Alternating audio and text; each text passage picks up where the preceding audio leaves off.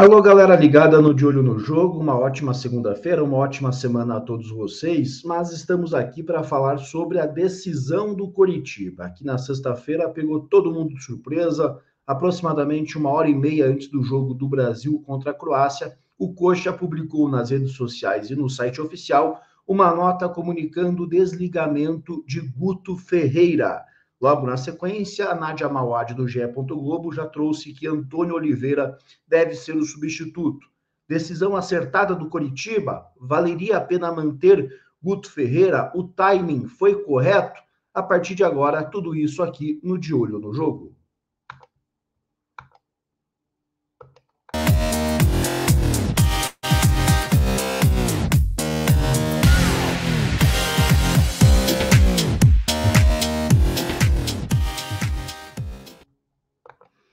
Antes de mais nada, aqueles pedidos tradicionais. O primeiro para você deixar o like aqui no conteúdo, comentar na nossa caixa de comentários o que achou da era Guto Ferreira no Coritiba, se a decisão do clube foi acertada ou se também causou muita estranheza para vocês. E para quem não é inscrito aqui no canal, por favor, se inscreva, dê esse voto de confiança para o De Olho no Jogo seguir crescendo aqui, seguir circulando dentro do YouTube.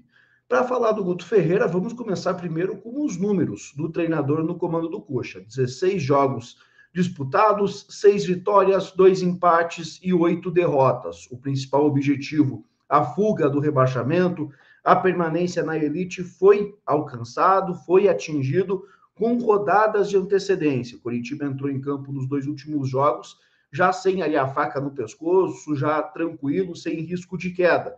Ficou a expectativa para tentar uma vaga na Sul-Americana, isso acabou não sendo atingido, acabou não sendo alcançado, precisaria ter vencido o Corinthians na penúltima rodada, ou então ter vencido o Cuiabá na última rodada. Coritiba empatou com o Corinthians, perdeu do Cuiabá e assim ficou fora da Copa Sul-Americana. Mas o principal objetivo, o principal ponto pelo qual Guto Ferreira foi contratado, esse foi atingido com certa, digamos assim, tranquilidade, com 2 rodadas de antecedência, que foi a permanência do Coxa na elite do futebol brasileiro. Para falar do que a gente viu dentro de campo, a gente vai ter que dividir o Coritiba do Guto Ferreira dentro do Couto Pereira e fora do Couto Pereira. Foi uma tônica do Coxa, é verdade, assim, na temporada, todo o Campeonato Brasileiro. Coritiba sofreu muito como visitante, mas o Guto Ferreira, de certa forma, teve números ali, teve desempenhos que deixaram isso ainda mais explícito. Por quê? Dentro de casa, o Coritiba conseguiu ser muito forte como treinador, 7 jogos, 5 vitórias, apenas 2 empates, somente 4 gols sofridos, um número baixíssimo, ou seja, o Guto conseguiu manter o que o Gustavo Morínigo tinha de bom, que era o desempenho como mandante, mas com o Coritiba sendo mais organizado. Na reta final do Morínigo, o Coritiba estava ali um pouco bagunçado, estava um pouco perdido, sofria muitos gols também dentro de casa, teve aquele 2-1 para o Santos, a derrota para o Atlético Mineiro por 1-0.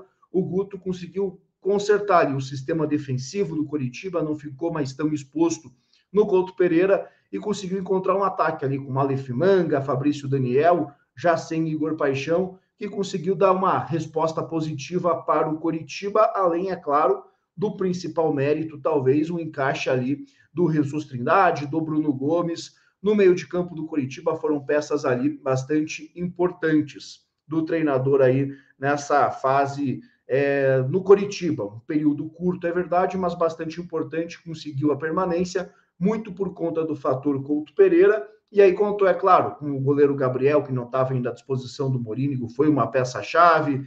O Chancellor passou a jogar regularmente como o Guto Ferreira, fez ali uma dupla que oscilou ao lado do Luciano Castan, mas deu mais segurança para o time, e o meio de campo, que para mim ali Bruno Gomes e Jesus Trindade acabaram sendo grande mérito do Guto Ferreira, e na frente Aleph Manga, Fabrício Daniel conseguiram ali substituir à altura o Igor Paixão, que foi negociado para o futebol holandês. Cadorini terminou como titular, ainda vai precisar de um pouco mais para se firmar, mas essas foram as medidas ali do Guto Ferreira. Definiu um novo time titular, reorganizou a equipe dentro de casa, dentro do Couto Pereira, com o fator torcida, conseguiu ser bastante sólido, conseguiu ir muito bem nesse quesito, foi fundamental para a permanência do Coxa na elite do futebol brasileiro. Só que se dentro de casa a coisa fluiu bem, Fora de casa, o Coritiba foi muito mal sob o comando do Guto. Em 9 jogos, 8 derrotas e apenas uma vitória contra o Juventude, lanterna já rebaixado, e uma vitória lá, vamos falar a verdade, com gol nos acréscimos do Regis. Então, não foi um bom jogo do Coritiba. Alcançou o objetivo naquela ocasião, mas não dá para dizer que jogou bem.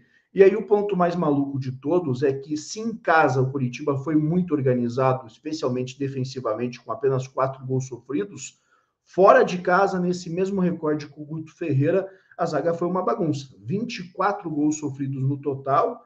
E aí, detalhes importantes. O goleiro Gabriel defendeu 2 penalidades máximas, ou seja, era para ser um número ainda maior, defendeu pênalti contra a Fortaleza e contra o Cuiabá. O goleiro Gabriel foi importante em outros jogos, como, por exemplo, contra o São Paulo, contra o Palmeiras, em derrotas aí mais contundentes do Coritiba. O Gabriel evitou um placar ainda mais elástico, ou seja, fora de casa, o Coritiba não conseguiu encaixar a marcação, não conseguiu dar sequência aí a essa fase organizada do Guto Ferreira. E também vai ficar muito marcada a passagem do treinador, a aposta inicial dele no Egídio, como um extremo, como um meio armador, algo que acabou ficando meio sem pé e sem cabeça ali, fugir até mesmo das características do Egídio, que é um lateral ofensivo, mas sempre pelo passe, um jogador que vem de trás, organizando o time, não sendo alguém da velocidade, da explosão. Mas acho que esse é um resumo do trabalho aí do Guto Ferreira no comando do Coritiba. O ponto para mim principal, até acredito que o Guto Ferreira conseguiria buscar um equilíbrio maior, conseguiria alcançar esse equilíbrio maior aí nos primeiros meses da temporada. O mais difícil ele conseguiu, que foi apagar o incêndio ali imediato, mas também não considero assim estapafúrdia, não considero uma loucura assim a decisão do Coxa. O que mais pegou para mim foi o timing, achei um pouco estranho. O campeonato acabou aí há um mês. Nessa semana, quinta-feira, tem a reapresentação do Coxa. Guto Ferreira certamente estava ali participando, influenciando nas decisões da formação do elenco Coxa Branca. E agora, na semana da reapresentação, quinta-feira, a Coxa volta aos trabalhos. O treinador não está mais. O substituto dele será Antônio Oliveira, deve ser oficializado ainda nessa segunda-feira. Tem como principal ponto nos seus trabalhos times muito organizados, foi assim no Atlético na temporada 2021, agora no Cuiabá em 2022, no Atlético chegou a formar linha de 5, no 5-4-1, depois um time no 4-4-2, tendo um quadrado mágico ali com Nicão, Terans, Vitinho e Matheus Babi por algum período, depois o Vitinho saiu, o Babi se lesionou, ficou fora por bastante tempo, mas é um treinador que tem algumas variações, é um treinador que faz os times muito organizados, mas sobre o Antônio Oliveira, esse trabalho no Atlético, o trabalho no Cuiabá, é um assunto para o próximo vídeo que será publicado logo após a oficialização dele no comando do Coritiba. Para fechar, aquele convite tradicional para vocês passarem na KTO.com, façam seu registro lá, usem o cupom de olho no jogo, tudo maiúsculo, tudo junto, você ganha 20% de bônus. Semifinal de Copa do Mundo, França e Argentina as favoritas. Para a Croácia e Argentina, está pagando 1,9 para 1 para a vitória da Argentina. E para a França e Marrocos, 1,58 para 1 para a vitória da França. Então, entre lá na KTO.com, faça o seu registro usando o cupom de olho no jogo, faça a sua fezinha, você ganhará 20% de bônus e já pode aí também dar o seu palpite para a semifinal da Copa do Mundo. Então, nessa semana ainda voltaremos a falar sobre o Coritiba, sobre especificamente Antônio Oliveira, mostrando mais sobre os trabalhos aí do treinador, com vídeos, um material que vai ser bastante legal, será publicado logo após a oficialização de Antônio Oliveira no Coxa. Um abraço a todos, uma ótima semana.